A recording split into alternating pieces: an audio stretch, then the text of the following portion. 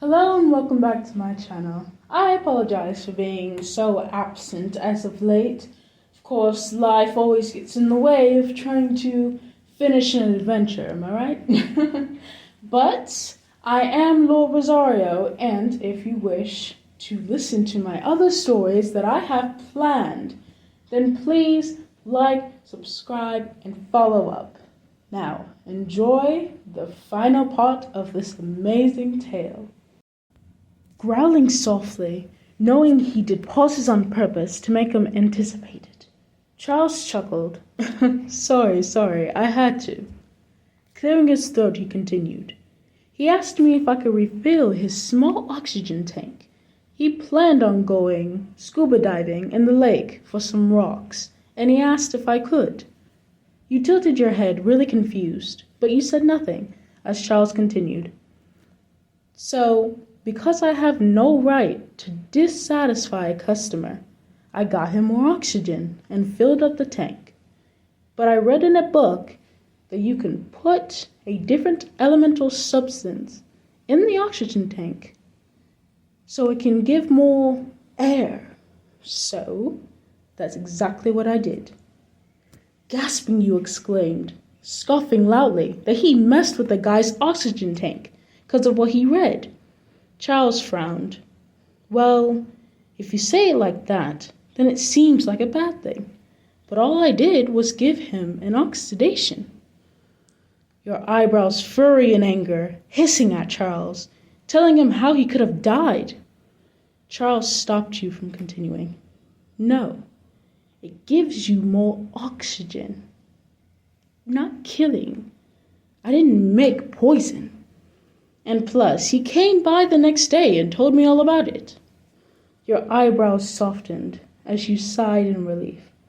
Charles crossed his arms. Feel better now. You glared at him, scoffing.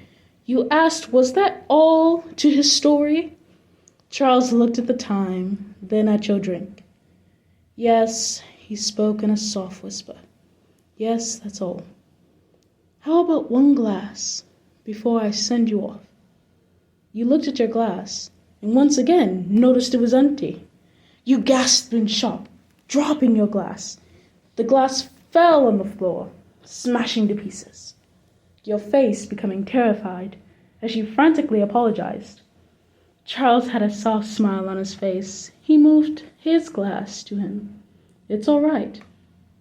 Never mind that. I'll get it. Have mine. It's still cold.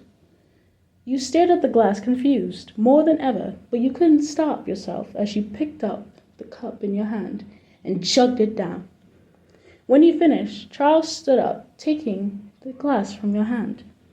I love the time we spent together. You were my most interesting customer yet. But alas, I must cut this short, for you're out of time. You tried standing, but you couldn't move. Your body wasn't listening to you. Becoming more scared, you felt your mind clearing. You couldn't think straight. Memories starting to fade, even from a few minutes ago. And Charles, the waiter, you just got to know, became nothing to you. You don't remember the drink you got, the stories he told, your arguments, who he was, what he looked like, the promise you both shared. Charles sighed. It's sad, we could have been friends. I could have stopped you. But like I said before, everyone has their reason of coming to the piano bar. Now you'll join the others and only become a memory. Seconds later, you could move again, but your eyes were faded and your tone was meaner. You yelled at Charles for making his drink fall on the floor. Having a foolish smile on his face, Charles bowed. I am so sorry. It was all my fault. You fell asleep, and I just woke you to tell you it's well past closing. Getting on his knees, he picked up the glass pieces on the ground. You grunted, having a straight face as you got up and walked out. A single tear slid down your cheek, but you didn't know why, so you aggressively wiped it off and continued on your way. Charles watched you leave and sighed as he whispered, Goodbye, my friend, throwing all the glass pieces away that he cleared from the ground. The next night, Charles was gesturing people to the seats, getting them their drinks as he returned to his post. A person walked into the bar, footsteps heavy as they approached the counter. Charles looked up and saw you smiling. "Hello, please take your seat over there, and I will give your order to you," Charles said with a big smile. You sat down grunting, resting your head on your hand as you waited. Charles made a fruit cocktail and gave it to you. "Here you go." You gulped some as you set your glass down, and you had no emotion. Charles sighed and walked back to his post. He knew the promise was broken, that you'll never be the same. All that moment, two people came, and a couple, they exclaimed loudly as they walked in. At the counter, they told Charles how amazing everything looked. Charles knew they were new, as he smiled brightly. Yes, at the piano club, we always satisfy. Why don't you guys come after hours, and I'll give you the best first experience here that you've ever had. The couples exclaimed in happiness as they agreed. They giggled looking at Charles. Charles put a finger to his lips, whispering, "I am as excited as you are. And believe me when I say this amazing experience will change you forever." He smiled as he stared, analyzing the couple, where the cycle of newcomers began again. The end. I hope you will come and join us again soon.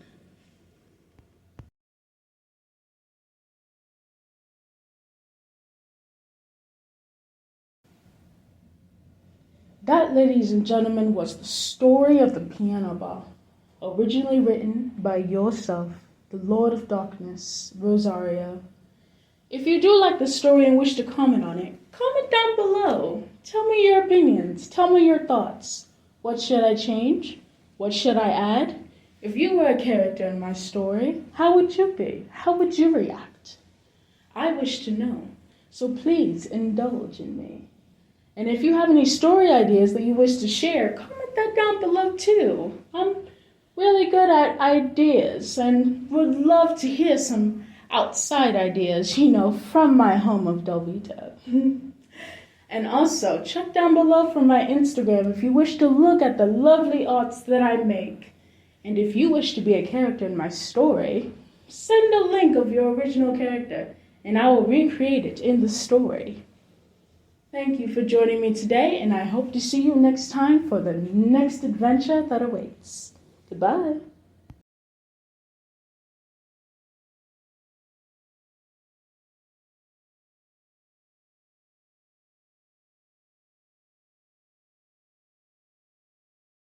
That's too easy. You exclaimed in fascination at how easy he could answer that. From all his other customers, drinking more of your cocktail, you couldn't, or rather wouldn't, believe he remembers every single order by head. So you asked him, was there an order of someone he doesn't remember? Charles instantly stopped laughing, and he looked at you confused. Don't remember? You mean forgotten? Have I ever forgotten an order before? Rolling your eyes, nodding, Charles rested his chin on his hand.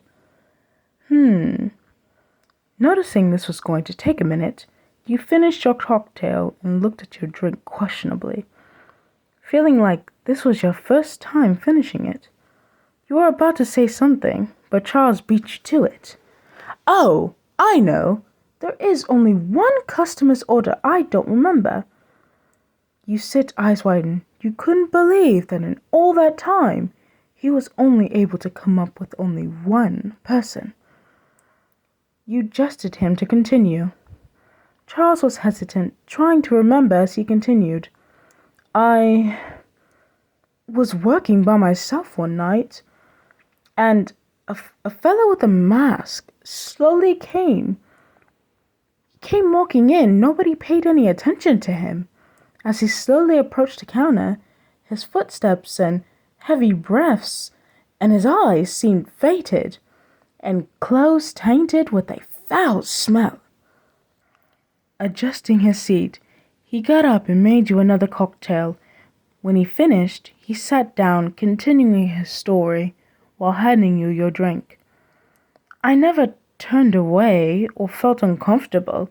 I had to deal with him no matter how much I didn't want to. Gesturing him to a seat, I made him a very rare but interesting order. You almost left out of your seat, wondering what he ordered. Eagerly, you asked him. Charles looked down. I don't remember. Everything in you dropped. You were so unhappy. You slammed your head on the table like a rock hitting flat bottom. Charles put a hand on your shoulder. I'm sorry. I wish I could remember for you. It wasn't something. I remember making it something. I only made it for him and nobody else. That's all I remember. You lifted your head, wondering was there even the slightest hint of what he made. As if stricken by luck, Charles exclaimed, Oh, I do remember something. He had a particular smell when he spoke to me afterwards. You gasped loudly, yelling excitedly to tell him. Charles laughed. Oh, okay. All right. Anyway, he had a smell of sassafras. The room again became silent. Confusion settled on your face. Then you exploded, yelling at Charles, not believing he could remember an ingredient, but not what was given to him. Charles had a stern look as he crossed his arms. Hey, it's not like I do it on purpose. At this establishment, I always do my best to keep customers satisfied and always remember their orders and get them right. You become angry, yelling about how he is always talking about customers and acting like he is Mr. Perfect and the one person he doesn't remember the order of, but he remembers all other fine details about them. Charles scoffed, rolling his eyes. Excuse me for being honest. At least I'm not the one chugging a drink like it's the last drink on earth. And you have to be perfect to work here, so it's not my fault if you're jealous. You gasped, disgusted by his choice of words. You both continued to have a controversy until Charles decided to end it. Okay, all right, you won. I am sorry. I was in the wrong, and you were in the right. You cheered, feeling like you won, as you drank the rest of your cocktail. Charles rolled his eyes, wanting to change the subject. Anyway, so after he drank, he gestured to me, to his seat, and wanted to whisper something in my ear. Your eyes widened, staring, as you leaned closer. Charles spoke in a whisper. He asked me the strangest thing. He asked me for a request. That was all for part 2. If you want to hear the final part, then please follow, like, and subscribe to my channel. My name is Lord Rosario, and I shall see you all in the next video.